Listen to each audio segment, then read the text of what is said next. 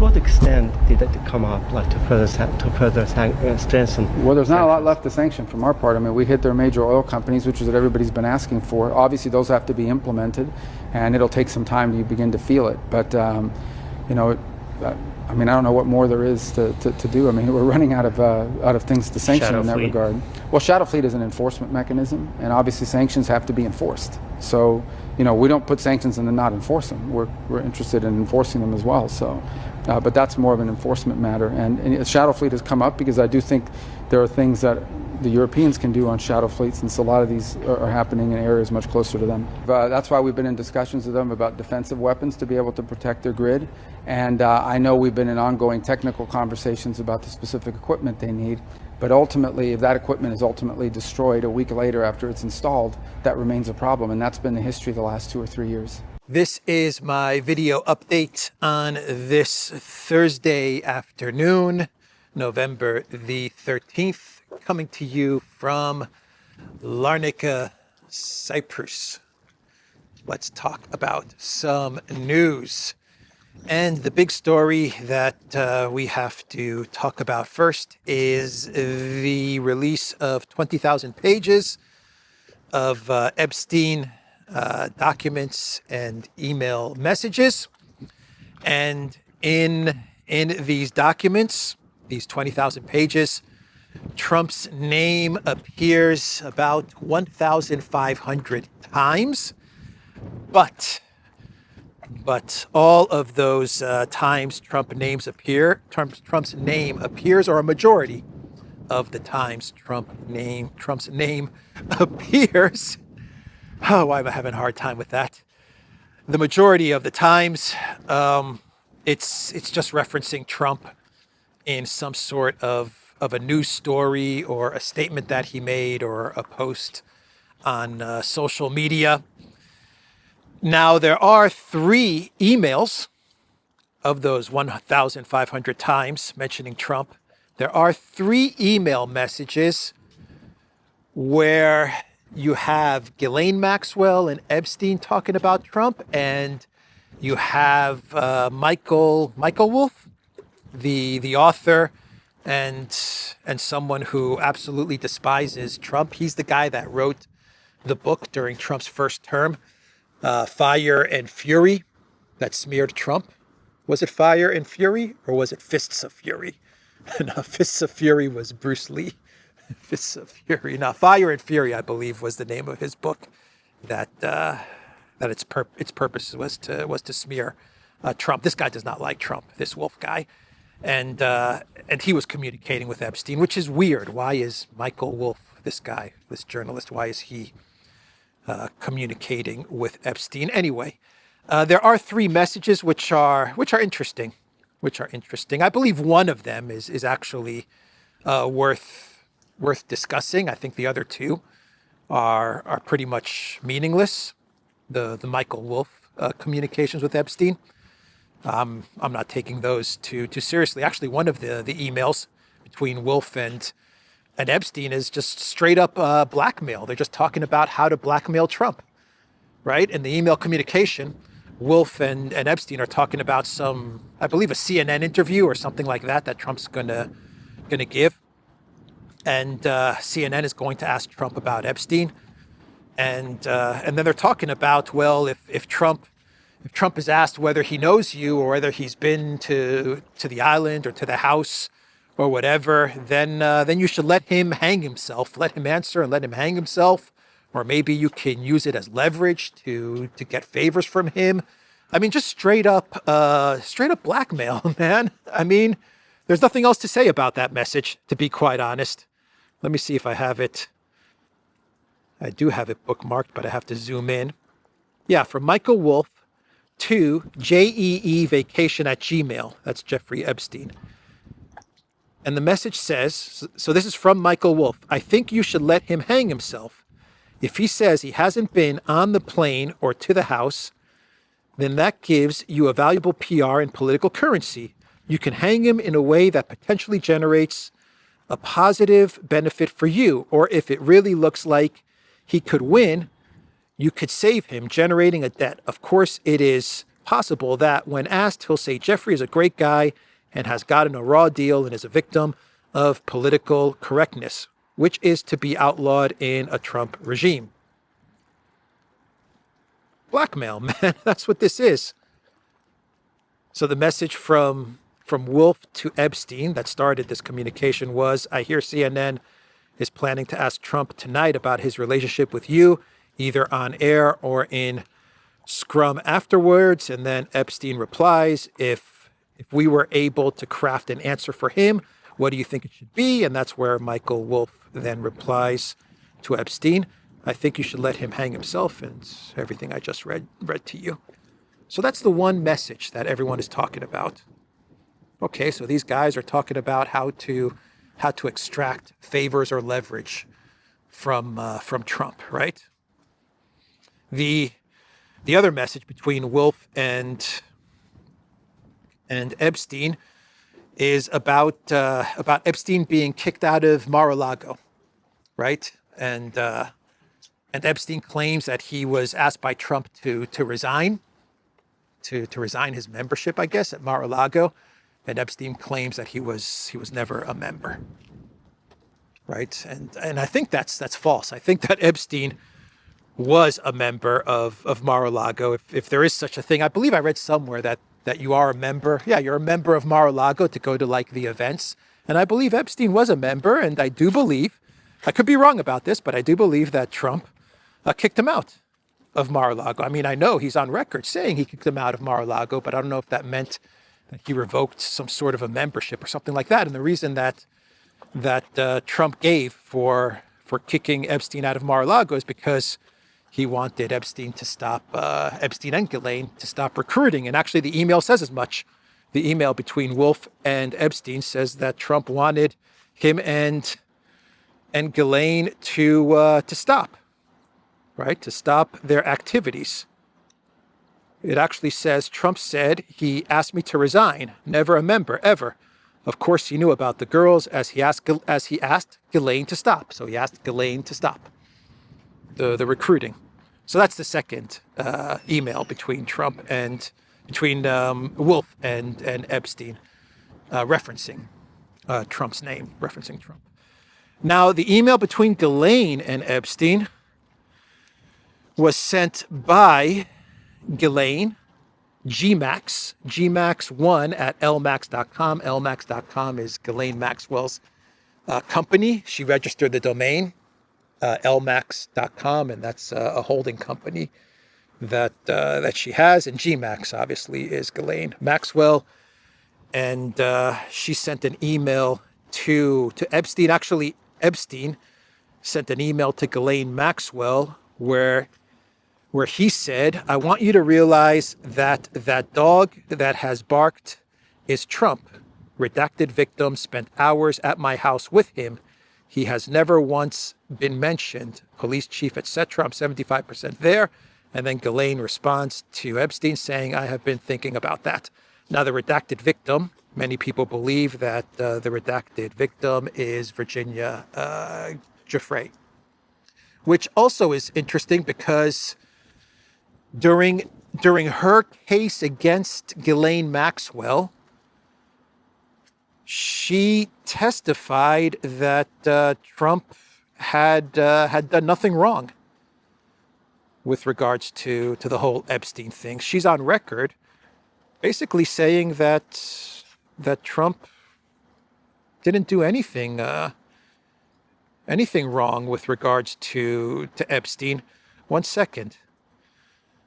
Technofog actually researched this. As attorney and researcher, Technofog points out the emails reference Epstein victim Virginia Giuffre, who explicitly denied Trump did anything wrong.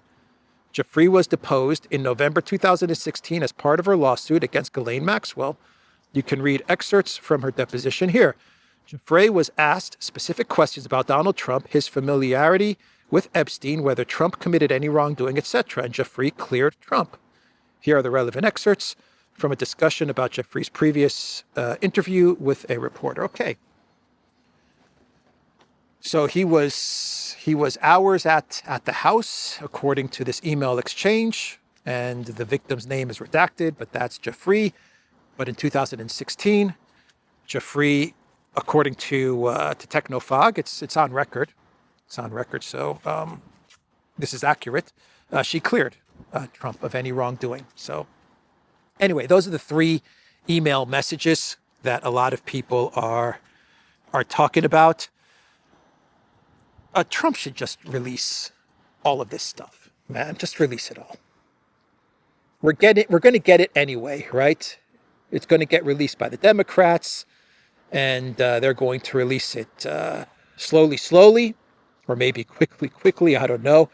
But they're going to frame the narrative because they're going to have control of the release. They're going to do it in a way that frames it very badly for Trump, right?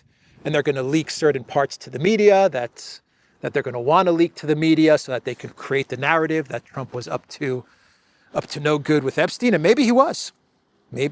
But if you are clean and clear of any wrongdoing, then release all the files, man. Just release them. He should have done it back in the summer. Instead, you had this Cash Patel saying nothing happened, or he did kill himself, or whatever Cash Patel said. You had Bongino saying the same thing, and then you had Pam Bondi, and then you had Trump saying this is some sort of a Democrat witch hunt. What a disaster, man, for Trump. What a disaster. His presidency is unraveling because of this Epstein thing. The Epstein thing back in the summer, that kicked off all of Trump's troubles that he has been undergoing for the past 4 or 5 months. Yeah, he should just release everything, man. Release it all. Release all of it. If you have nothing to fear or nothing to hide, right? Or if you're not protecting someone, well, maybe he's protecting someone, right? That's also a possibility. Maybe he's been told not to release these documents or else in order to protect certain people. I don't know. But anyway, that's the Epstein news. Trump actually posted on Truth Social, the Democrats are trying to bring up the Jeffrey Epstein hoax, again, because they'll do anything at all to deflect on how badly they've done on the shutdown and so many other subjects. Only a very bad or stupid Republican would fall into the trap. The Democrats cost our country $1.5 trillion with their recent antics of viciously closing our country while at the same time putting many at risk. And they should pay a fair price. There should be no deflections to Epstein or anything else. And any Republicans involved should be focused only on opening up our country and fixing the massive damage caused by the Democrats. Okay, the country's now open again. It's open until January 30th. That was signed by Trump yesterday. So the government shutdown is over. But he needs to stop with this Democrat hoax stuff. Just stop, man. Stop. Stop trying to say this is a Democrat hoax. Just stop it. Stop it and release all the freaking files. Release them all. That's the best thing he can do for the country and for his presidency, to be honest. Just my thoughts on that. And there's also a Russian angle to these email releases, which is a nothing burger, in my opinion, but they're trying to spin some sort of a Russian angle to all of this. And there was emails released by Epstein, where he claims that he was in touch with the former ambassador to the United Nations, Churkin, who passed away actually, and he wanted to discuss Trump with him to give him some consultation and some advice on Trump. Actually, I think he did give him some advice on Trump. Churkin, yeah. And Epstein said Churkin was great. He understood Trump after our conversation. It's not complex. He must be seen to get something. It's that simple. Okay, so that's one exchange. And then he he tried to score a meeting with Lavrov ahead of the Putin-Trump meeting in Helsinki during his first term in 2018, and he was sending a message to the former, I believe, the former Prime Minister of Norway, Thorbjørn Jagland, right, and who was also leading the Council of Europe at the time. And he wanted to get a meeting with Lavrov or pass a message over to Lavrov. I think you might suggest to Putin that Lavrov can get insight on talking to me, Epstein wrote June 24th, 2018 in an email to Jagland. So that's the Russian angle.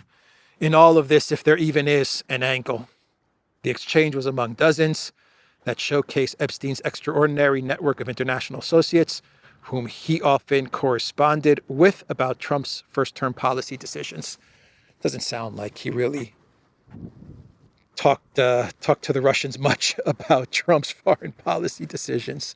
He seems to have had a conversation with the former UN ambassador, and he tried to score some kind of a meeting or communication with Lavrov, which it looks like he did not get.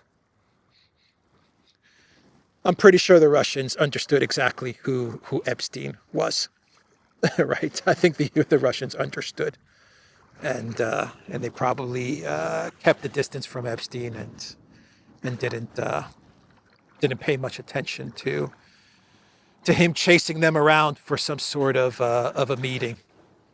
Anyway, that's the first big story for today. The second big story is this scandal that is unfolding in Ukraine. The Energoatom energy scandal, $100 million in kickbacks to this energy company. And much of Zelensky's inner circle is implicated in this investigation conducted by Nabu. Nabu. It's a nice castle, by the way. Very nice castle. The corruption agency set up by the Collective West. The Collective West set up this independent agency to stamp out corruption in Ukraine. Corruption that they don't approve of, right? The corruption that they approve of, Nabu, stay away. Don't bother with that stuff. But the corruption that we do not approve of, well, then you guys have to investigate it. But anyway, it's $100 million, man, in kickbacks. $100 million. The Spectator is saying the scandal that can bring down Volodymyr Zelensky. This is coming from the UK Spectator. Very big fans of Zelensky, the Spectator. Owen Matthews, once a very big fan of Zelensky. It seems that he's now turned on Zelensky. He's not so happy with Zelensky. Let's see. The unfolding corruption scandal sent new shockwaves across the Ukrainian political landscape on Wednesday when Justice Minister Yerman Galushchenko, closely followed by Energy Minister Svetlana Grinchuk, tendered their resignations. Yeah, so his government, Zelensky's government, is starting to crumble. He has two resignations, and now they are saying that Umerov, the one-time defense minister, I think now his position is head of the Security Council or something like that. The rumors are that Umerov may have to step down as well. So what's his name? Mindich? Yeah, Mindich, Timur Mindich. The main guy implicated in this scandal, he was or is Zelensky's buddy. Hard to tell if he still is Zelensky's buddy. He was Zelensky's buddy and associate, and they worked on projects together, and they had businesses together. And Mindich, he had some involvement in Firepoint, which was this entertainment scouting company, which then managed to manufacture drones. How does that happen? How do you have an entertainment scouting agency and you pivot to manufacturing drones? How does that work? How in God's name does that work? I don't know.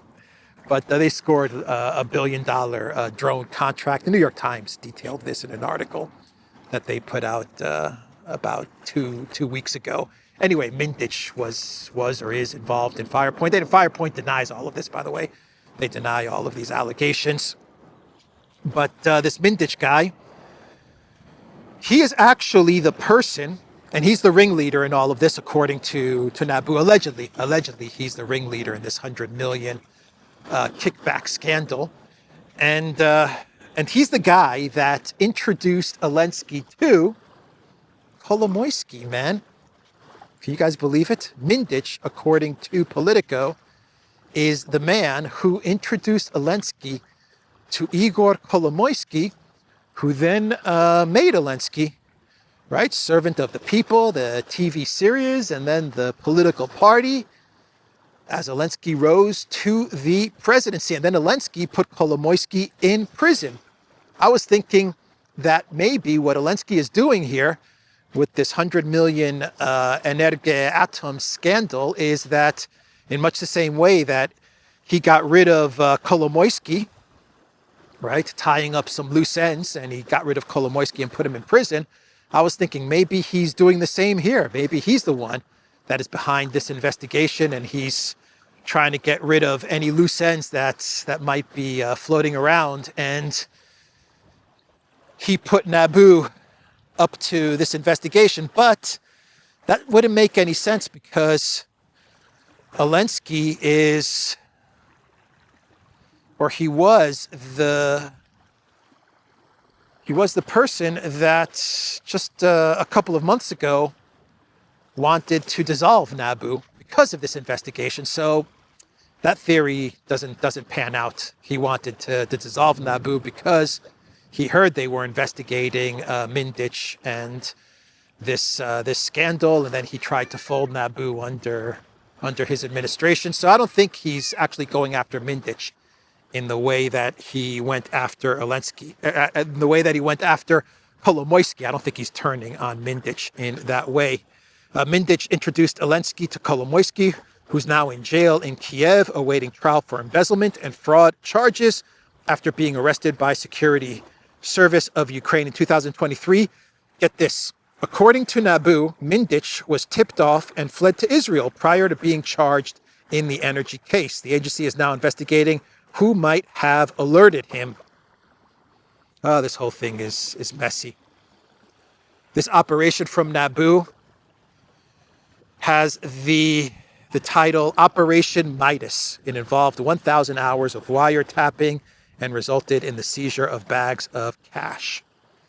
And Mindich in Ukraine, he has the nickname of, I believe his nickname is Zelensky's wallet, right? I believe that's the guy's nickname in Ukraine. That's what the Ukraine media uses to refer to Mindich, Zelensky's wallet. 100 million. This is all over 100 million.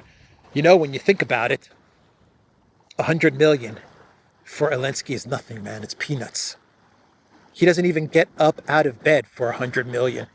When you consider the hundreds and hundreds of billions that have poured into Ukraine, unaudited, unaccounted, hundreds and hundreds of billions that have gone into the black hole that is Ukraine. And now we have this scandal over $100 million, which is nothing for Zelensky. It's probably nothing for his buddies either. 100 million. Which leads me to believe that a lot of this is a distraction.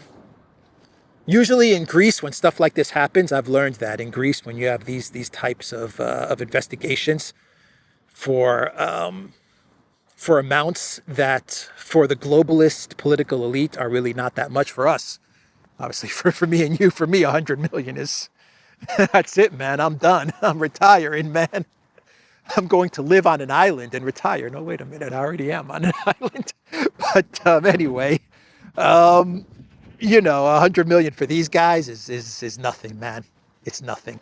Usually stuff like this, in Greece when they have these types of things going on. It's usually to distract away from the big kickbacks and the big corruption that is taking place. So you set up a smaller type of investigation with smaller amounts of money.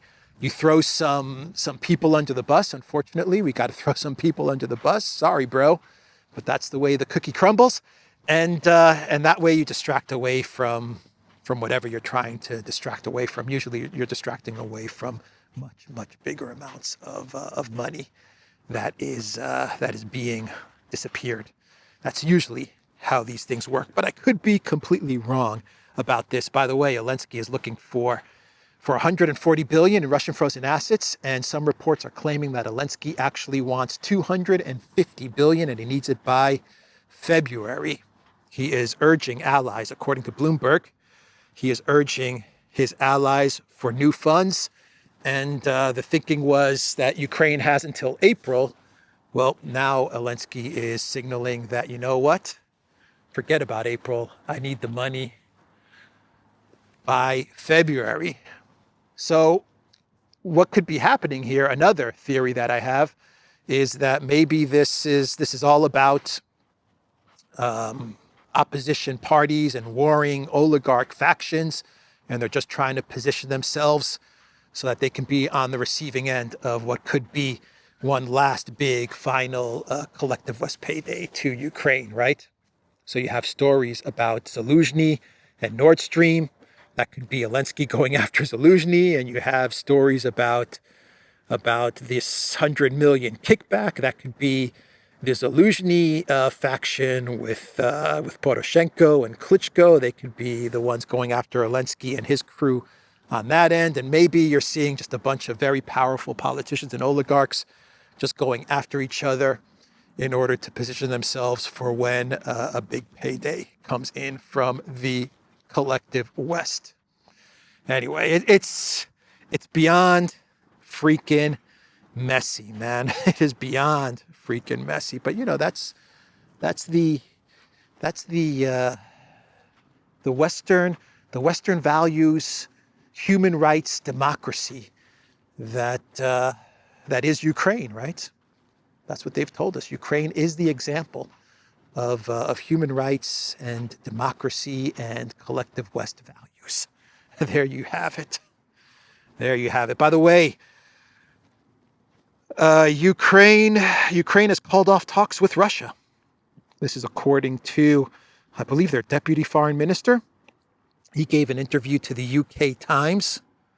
And in this interview, he said that there are no more peace talks taking place between Russia and Ukraine. Those are over.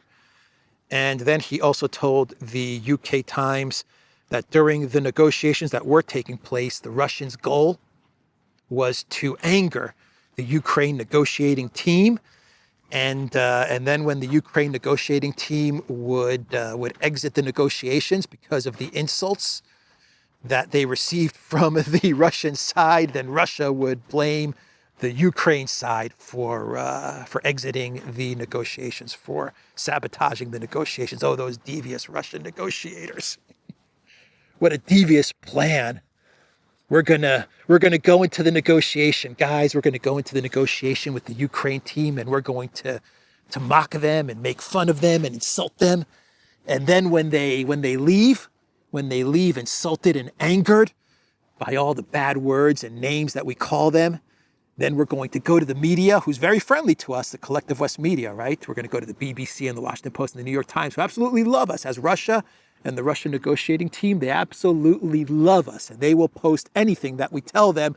We're going to go to them and say, you know what, Ukraine, they sabotaged the negotiations. Yeah, that was the plan. Okay, man. Stupid stuff, man. Stupid stuff. Well, the negotiations between Ukraine and Russia look like they're finally done. At least that's how it looks at the moment. The UK actually tried to establish some back-channel communications with Russia. That was revealed yesterday as well. the national security guy for the Starmer administration, Jonathan Powell, not Jerome Powell, but Jonathan Powell. He tried to contact Russia. Actually, he successfully contacted Russia, and basically his goal was to present the united position of the UK and the EU as far as terms go for the conflict in Ukraine, for negotiating an end to the conflict in Ukraine. And the reason that the UK set up this back channel is because they wanted to get ahead of Trump and his negotiations with Russia. So they wanted to establish some sort of channel with the Putin administration to preempt Trump and his diplomacy, and they wanted to get their position across to Russia. And Peskov, he admitted to all of this. He actually said in a statement, yeah, the UK actually contacted, this Powell guy actually contacted Ushakov. And basically it went nowhere.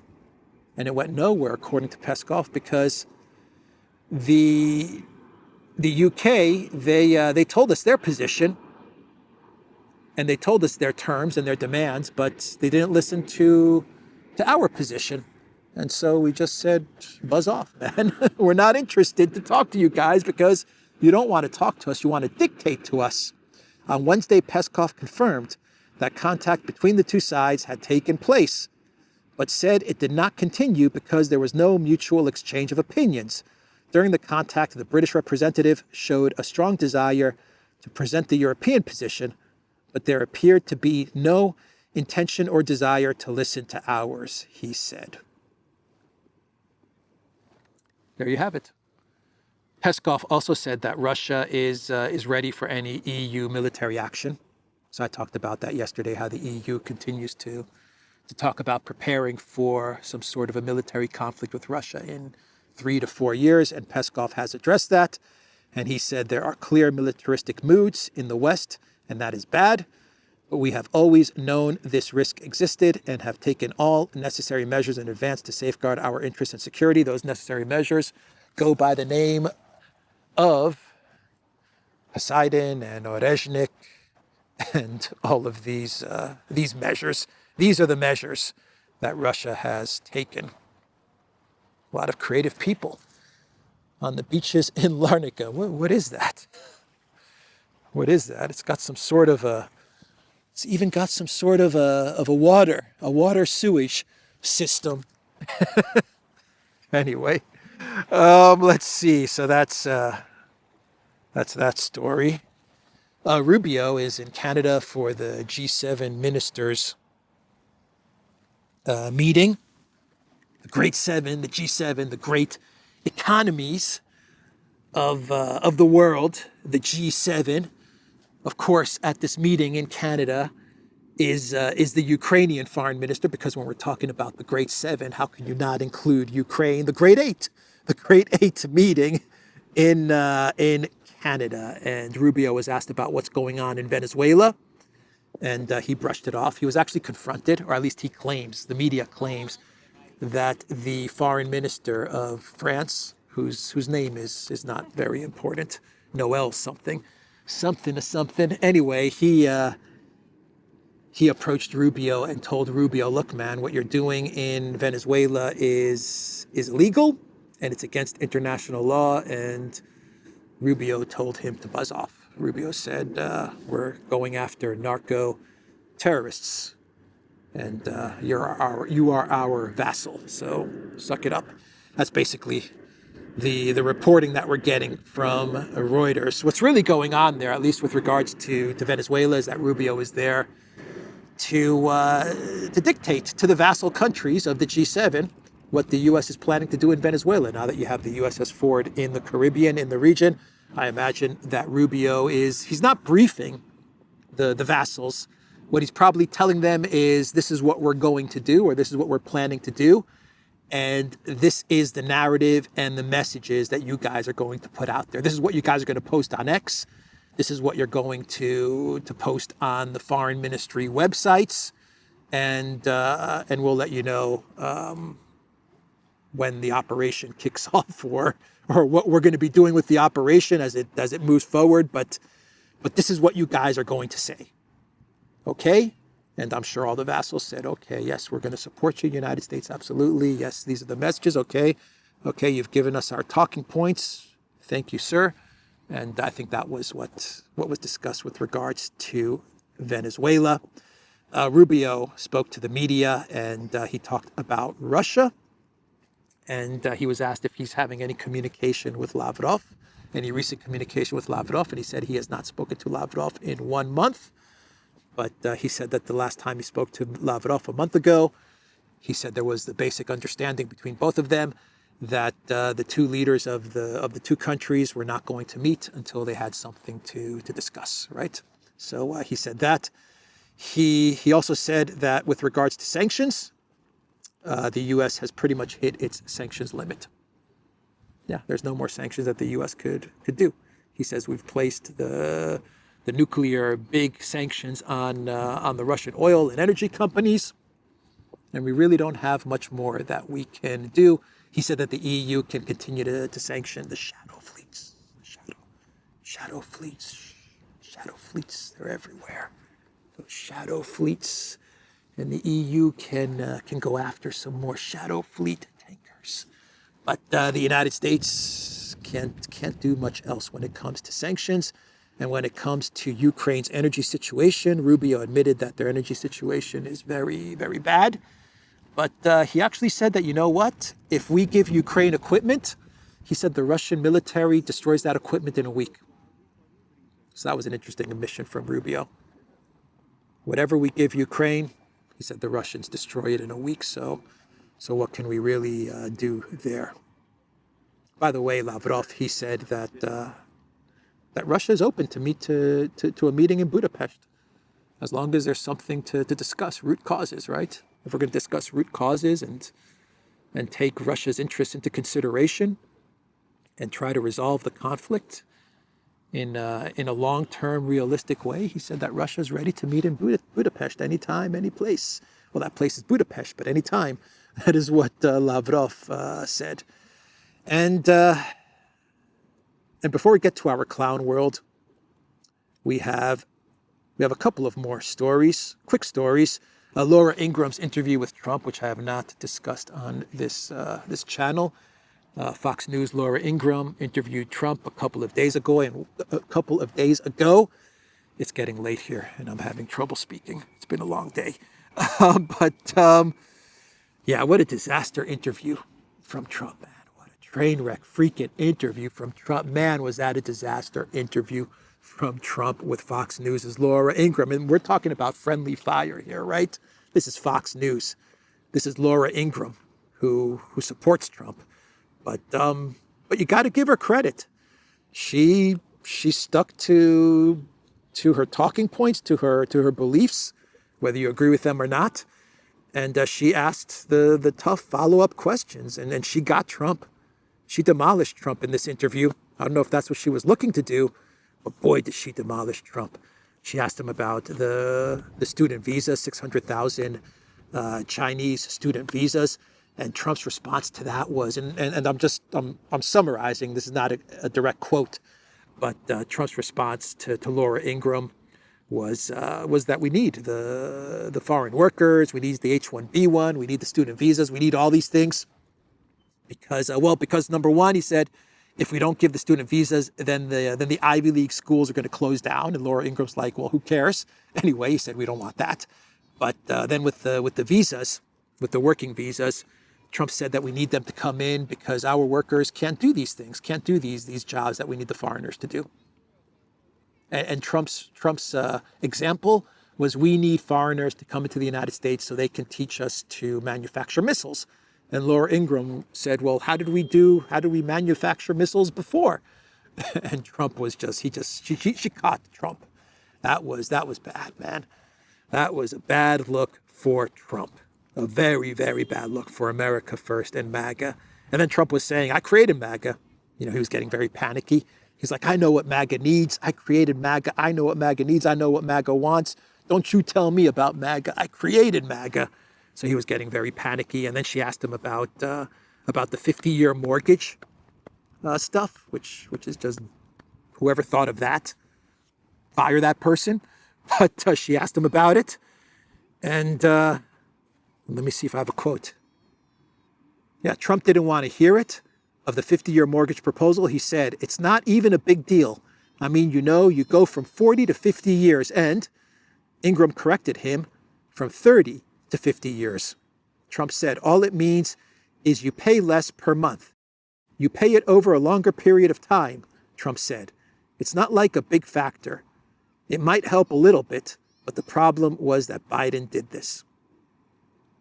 Yeah, he kept on trying to blame Biden throughout the entire interview. But yeah, 40 to 50 years, 30 to 50 years, 50 years. Hey, just pay a little bit longer, you know? If you get the loan at 30, you're going to pay it until you're 80.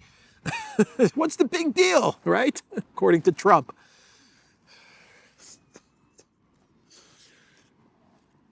He's completely out of touch, man. This interview showed that he is completely freaking out of touch, man.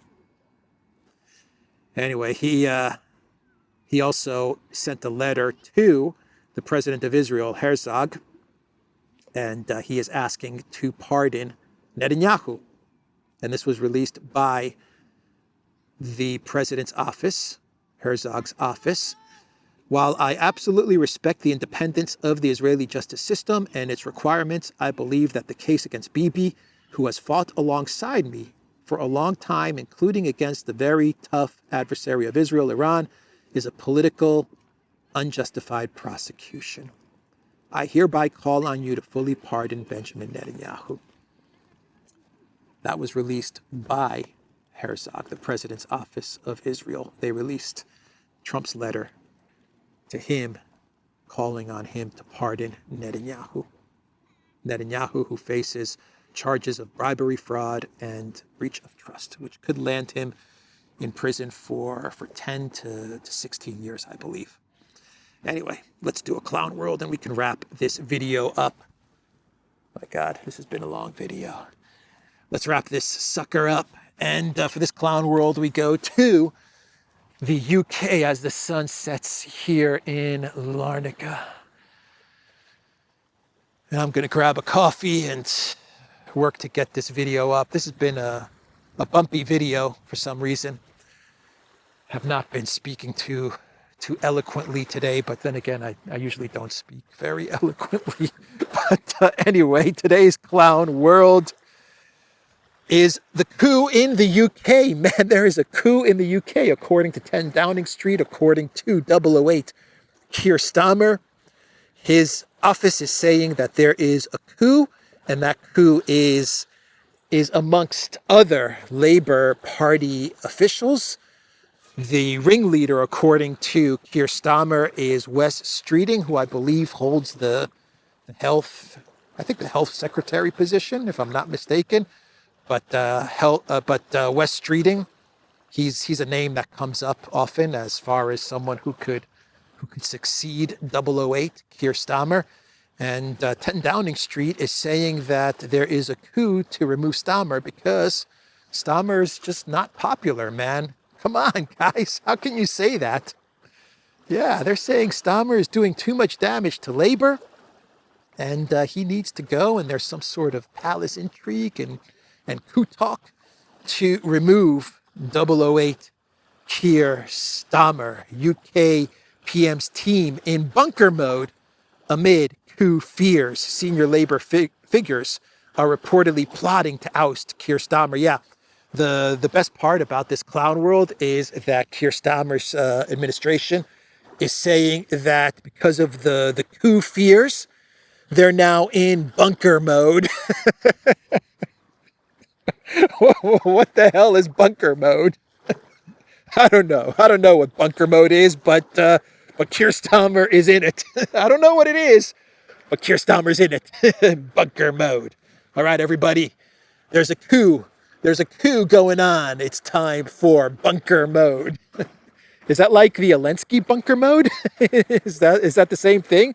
Like when Zelensky says he was in a bunker and some EU official, I forgot who it was, maybe it was Boris Johnson, I don't know.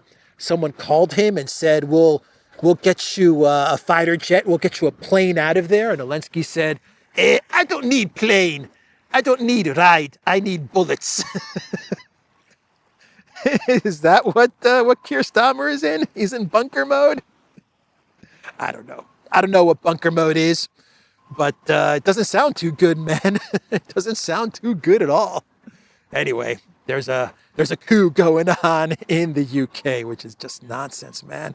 It's nonsense. Bro, your approval rating is at like 2%, man. Step down, step aside. Come on. No one wants you in office. Not that the replacements from Labour are going to be any better, or from the Conservatives. Not like there's any better replacements, but Keir, come on. It's time for you to go. It's pretty obvious that it's time for you to go. There's no coup that is needed. You need to step down. Anyway, that's the clown world. That's the video. We're on Substack. Check us out on Substack. Alexander wrote a really good article the other day on Putin, actually, and the conflict in Ukraine. And exclusive to Substack, it is also exclusive to Locals, the Duran.locals.com. And we are also on Rumble, X, and Telegram. Like the video, subscribe to this channel, share this channel. I will see everybody mañana. Take care.